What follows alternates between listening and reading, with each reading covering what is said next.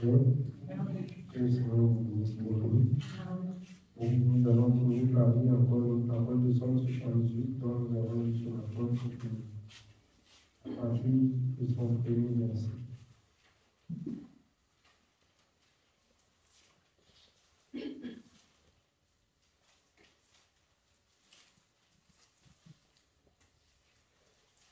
Somme chapitre 78. Nous commençons au verset 1. Il est écrit: Mon peuple, écoute mes instructions, prête l'oreille aux paroles de ma bouche. J'ouvre la bouche par des sentences, je publie la sagesse des temps anciens. Ce que nous avons entendu, ce que nous savons, ce que nos pères nous ont raconté, nous ne le cacherons point à leurs enfants. Alors, bien-aimés, la sagesse du temps ancien, c'est la même sagesse qui est et qui sert. Ce que Dieu a fait avec nos parents, nos prédécesseurs, ceux qui nous ont précédés dans la parole, c'est la même chose qui fait jusqu'à ce soir. Alors, il dit ici,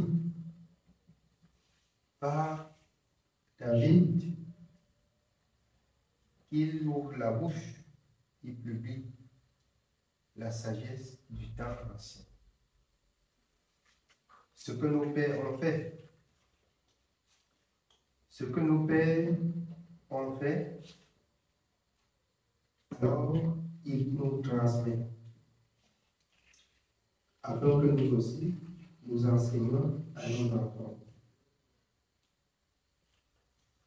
Nous savons qu'il est écrit, bien-aimés, dans Deutéronome, que c'est ce que nous devions apprendre aux enfants quand on va se lever le matin, quand on va être à table, quand on va aller au lit.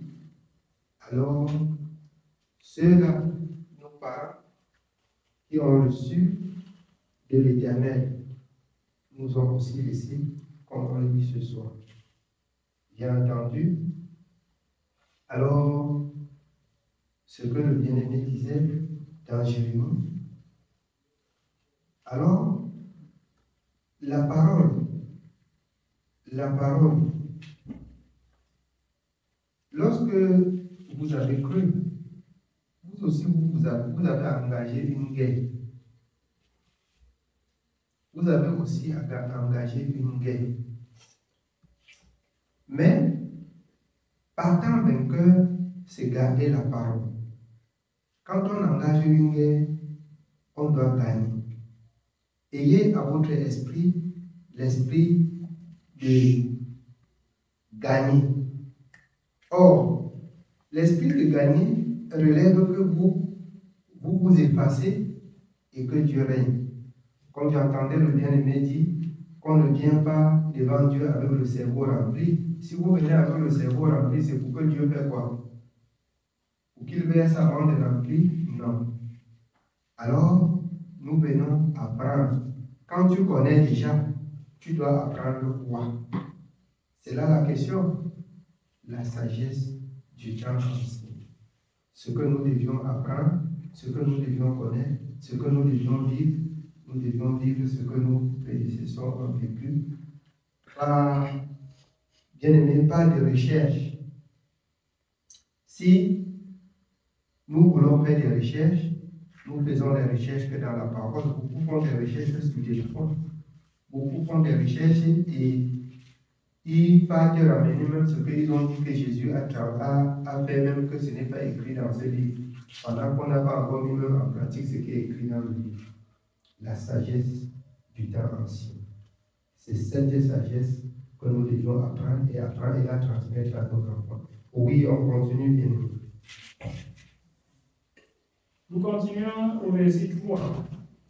Ce que nous avons entendu, ce que nous savons, ce que nos pères nous ont raconté, nous ne le cacherons point à leurs enfants. Nous dirons à la génération future les louanges de l'Éternel et sa puissance et les prodiges qu'il a opérés. Il a établi un témoignage en Jacob, il a mis une loi en Israël et il a ordonné à nos pères de l'enseigner à leurs enfants. Oh, qu'est-ce qu'on enseigne aux enfants? Le témoignage de Dieu. Le témoignage de Dieu, c'est que la première des choses que Dieu opère au milieu des peuples, ce que le peuple ne s'attendait pas quand il voyait la mer rouge. Il ne s'attendait pas, il ne pouvait pas croire que quelqu'un pouvait séparer la mer en deux. Non pas quelqu'un, Dieu, parce que ce n'est pas faisable pour l'homme. Ce n'est pas faisable pour l'homme, bien que les esprits malins agitent les gens et ils font les démonstrations de puissance. Il n'y a que le Seigneur qui est tout puissant. Et pour cela, nous devions apprendre à dire à nos enfants comment ça a commencé, là d'où ça a commencé, là d'où c'est quitté. Nos parents séjournaient en Égypte, étaient dans l'esclavage. Alors, Dieu, dans son amour, a trouvé qu'il fallait qu'il ramène le peuple. Il enseigne le peuple. Comme tu as un enfant qui est rebelle, il sort de la maison. Ou alors, si on veut rentrer dans l'histoire, on avait vendu Joseph. C'est pas ça? Il a souffert en Égypte. Ou bien, nous-mêmes, nous avons été vendus au péché dans le monde. C'est pas ça? Jésus-Christ apparu pour nous repêcher, comme il a repêché nos prédécesseurs en Égypte. Et nous devions par là écouter ce qu'il nous dit, comment nous devions marcher, comme les autres ont écouté. La première démonstration, c'est qu'il a dit qu'il peut. Et nous voyons, quand il te ramène du monde, beaucoup de personnes ont été agitées par des esprits. La preuve en est, Dieu les a séparés des esprits. C'est une preuve que Dieu est vivant au milieu de son peuple.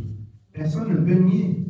La première des choses, Dieu a fendu la mer quand l'adversaire du peuple était derrière.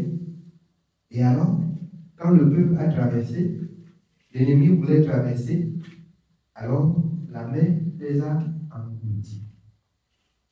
C'est là un premier signe que Dieu est puissant. Que Dieu est puissant. Et c'est ce qu'on ne doit pas, bien aimé, garder sans parler aux enfants. Ne parlez pas seulement que Jésus est monté, Jésus est descendu. Donnez la généalogie de Dieu aux enfants. À un moment donné, ils vont vous poser des questions. Et il faut que vous ayez aussi suffisamment appris pour pouvoir leur répondre comment ça avait commencé. Parce que beaucoup parlent et disent, touchant la parole de Dieu dans Genèse, que c'est la loi. C'est la loi, c'est vrai. Il y a la genèse de chaque chose. Si on ne peut pas parler de la genèse, comment est-ce que le monde entier a commencé? Quand l'enfant va te poser cette question, c'est pas ça?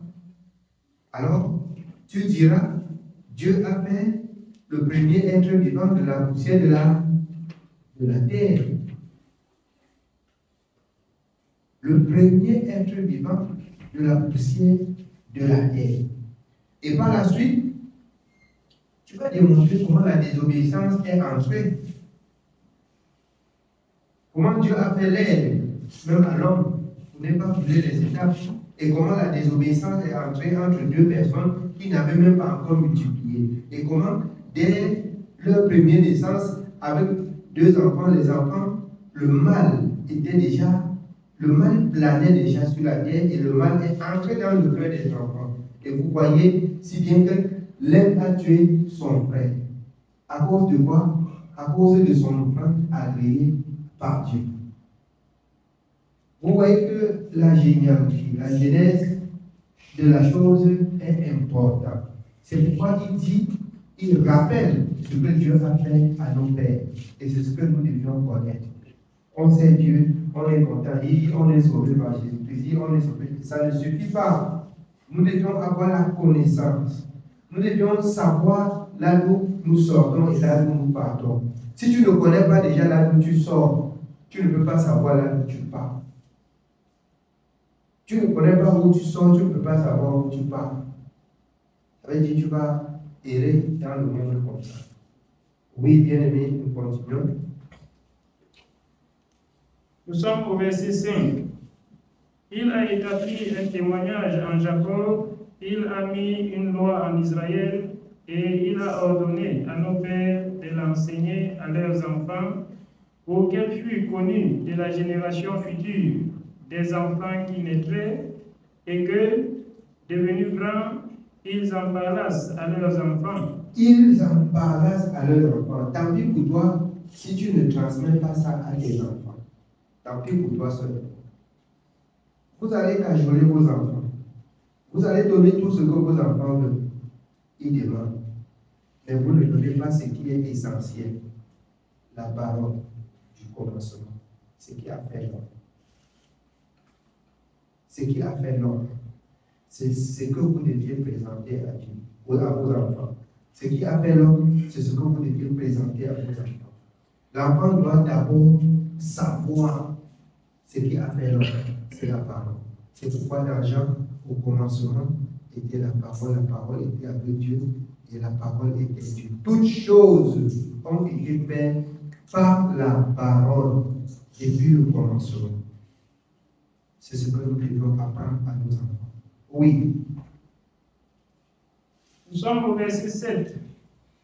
Afin qu'ils missent en Dieu leur confiance, qu'ils n'oubliassent pas les œuvres de Dieu et qu'ils observassent ses commandements, afin qu'ils ne fussent pas comme leur père, une race indocile et rebelle. Alors, pour que les enfants soient rebelles, c'est facile. Quand vous les laissez agir comme les amis les apprennent dehors, vous allez voir que vous formez un peuple rebelle.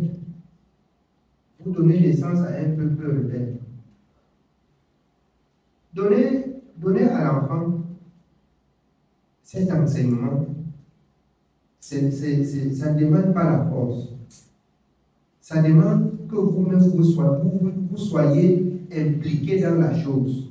Si vous êtes dans la chose, automatiquement, votre vie impacte la vie de votre progéniture.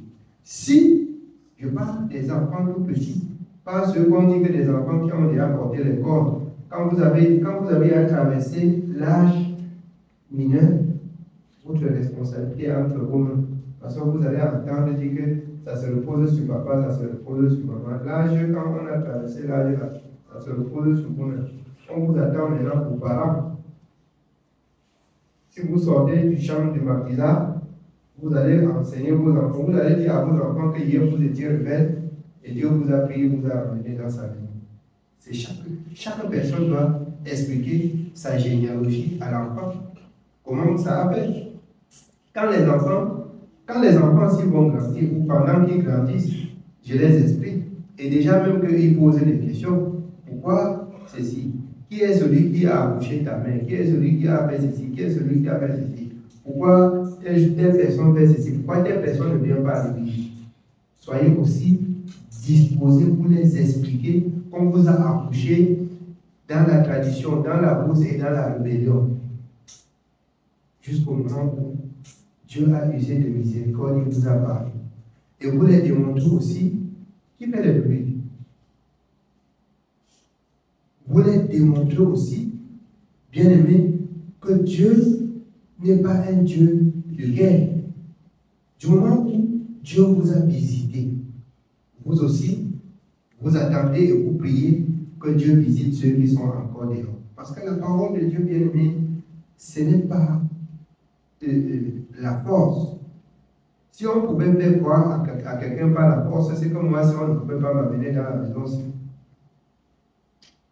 C'est quand vous transmettez, comme c'est écrit dans le livre de Jacques, alors le fruit de la justice est transmis. C'est comment? Est sémé dans la justice, dans la paix. Le fruit de la justice est sémé dans la paix. Alors, C'est parce que j'ai entendu, on m'a parlé avec beaucoup de douceur et beaucoup de paix. Personne ne m'a forcé de croire. Et d'ailleurs, même personne ne pouvait me forcer de croire. Quand vous prenez mal, ça devient une loi. Mais quand vous prenez avec la sagesse et vous demandez la sagesse de Dieu, ça devient la sagesse, la connaissance et la transmission devient facile.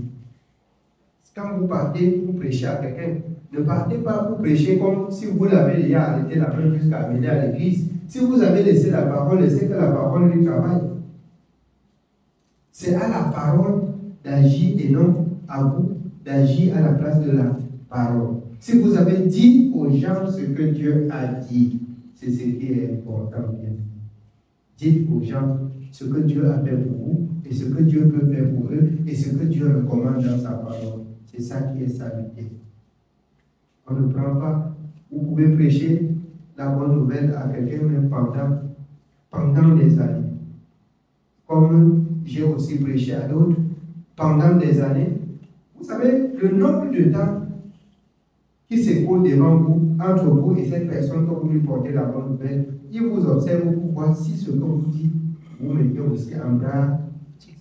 Alors c'est pourquoi le Seigneur dit, malheur à celui-là qui va égarer un de ces deux par vos comportements, vous pouvez bien faire, vous pouvez mal faire.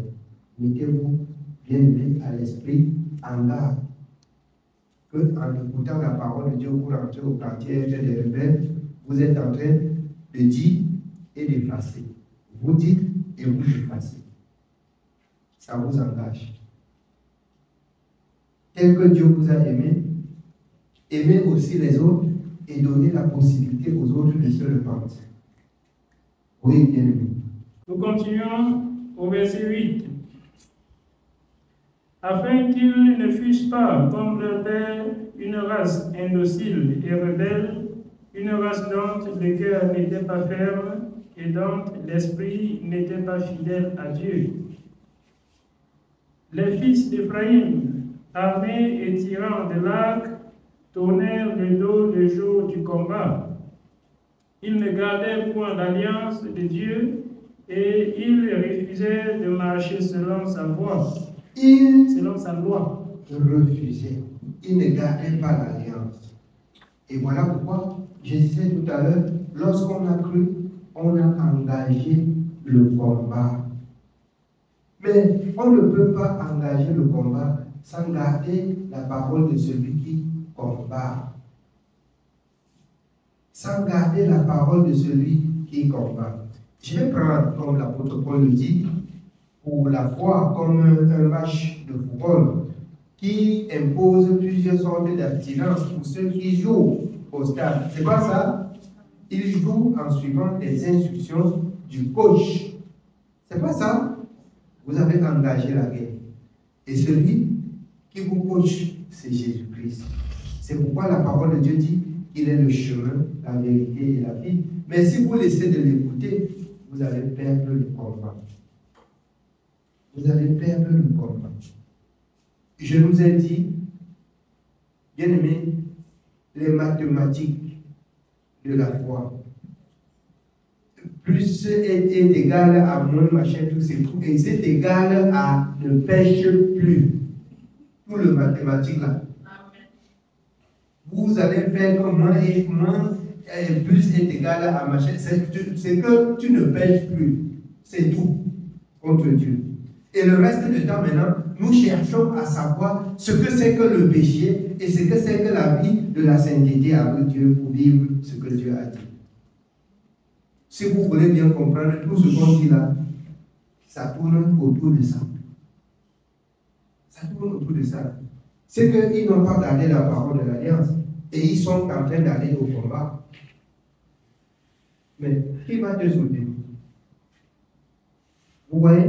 Même avec Josué, quand Akan a commis le forfait, avant que Josué ne réfléchisse pour se prosterner devant Dieu, combien de personnes étaient mortes? C'est pas ça? Donc, bien aimé, si vous vous engagez, si vous, comme tel que vous avez pris l'engagement sur ce combat, sachez que s'il interdit entre au milieu de vous, dans vos poches ou dans vos maisons. Vous êtes d'office perdant dans le combat. Vous êtes d'office perdant dans le combat. C'est un combat. C'est un combat. Bien aimé, la fin de toute chose est proche. Lorsque j'ouvre même le téléphone là, je vois les faux pasteurs, on est en train de les dévoiler par-ci. On dit que tel est en train, même les marabouts sont en train de dire que c'est moi qui a donné la puissance à tel, comme il est en train de dire qu'il a une grosse église comme ça. Je suis en train de voir tout ça. Il dit que demandez, j'ai compris comment on dit, demandez à l'autre que telle chose c'est quoi, qu'il connaît tel, parce que je lui ai donné, il me doit encore même le reste de l'argent. Vous voyez dans le monde. Bien aimé, toujours parce qu'on cherche des moyens pour attirer la foule. La bonne parole, la bonne parole, la bonne parole. Les gens n'aiment pas. Mais quand ça va arriver où on va lever les pieds comme ça, tout le monde va partir à gauche. On va beaucoup suivre. On va s'attacher à ça. Attachez-vous à la parole. Attachez-vous à la parole. Attachez-vous à la parole. Je vous ai dit, le mathématique de la parole est égal à ne pêche plus contre Dieu. C'est ça le mathématique. C'est ça les mathématiques de la foi. Ne pêche plus contre Dieu. Et le temps qui te reste à pèleriner dans ce monde, c'est le temps pour toi de chercher à connaître qu'est-ce que le péché et qu'est-ce que la sanctification. Quelle est la vie que je dois mener pour être agréable à Dieu? Bien aimé, c'est tout. C'est tout. Si tu accomplis ça, tu es libre. Amen. Que Dieu soit béni. Oui, c'est tout. Que ce soit béni. Que le Seigneur nous bénisse. On va remercier le Seigneur.